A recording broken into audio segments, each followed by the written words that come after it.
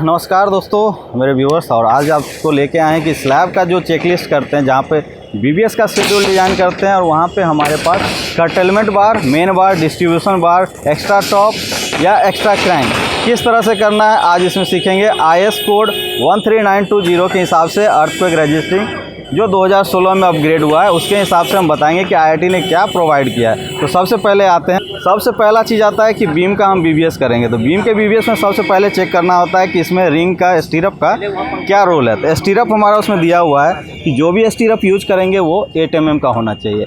8 mm से हमारा seismic resistance ज़्यादा होता है, क्योंकि इसकी डक्टिलिटी ज़्यादा हो गई है, ब्रिटलनेस भी कम है, और इसका 500D डक्टाइल इसका कोफिशिएंट है, जो हमारा FE का अगर ग्रेड निकालेंगे तो 419 के आसपास इसका आपका एलोंगेशन आता है, जो प्रॉपर्टी आपका हाई स्ट्रेंथ में TMT बार में होता है।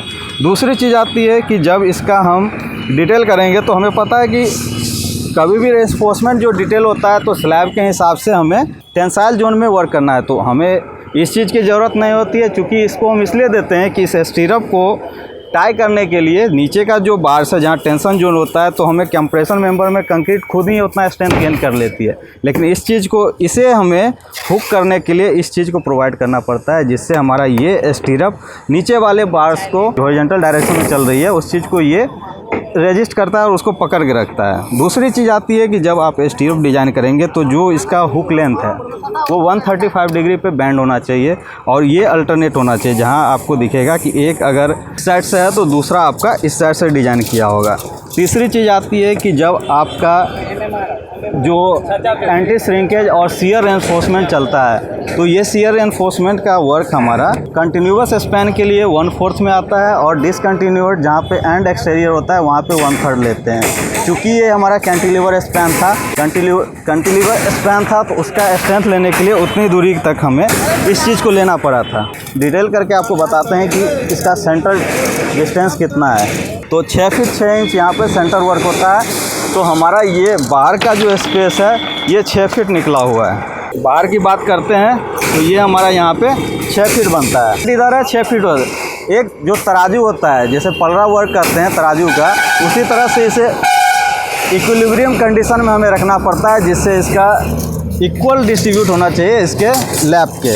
अब दूसरी चीज़ आती है कि जब यहाँ पे हम स्लैब की चेकलिस्ट कर लेते हैं तो उससे पहले शटरिंग का चेकिंग करना होता है। तो शटरिंग का वर्क करने के लिए इसके पास, हमारे पास IS कोड का जो देखिएगा तो फिल्म फेस हमारा 4990/2011 वो लिखा हुआ भी है। आपका IS कोड जो प्रोवाइड करती है, इसी का सेटिंग हमें वर्क करना है, जिससे कभी आपको अंडुलेशन का वर्क देखने को नहीं मिलेगा। हम वर्क करेंगे तो सबसे पहले वर्क है कि दोनों के गैप के बीच में मास्किंग टेप लगाना बहुत ज़रूरी होता है।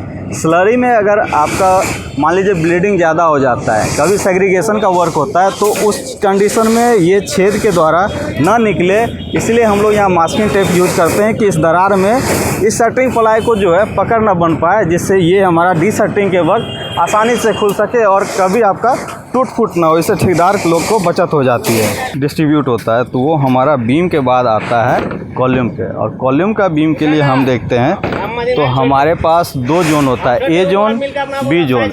A जोन हमारा बॉटम से LY4 पे और टॉप से भी LY4 पे A जोन होता है। दूसरा B जोन होता है जो हाफ पोर्शन पे होता है। तो हमारा जब भी लैप होगा तो ये सेकेंडरी B पोर्शन में ही लैप करेंगे।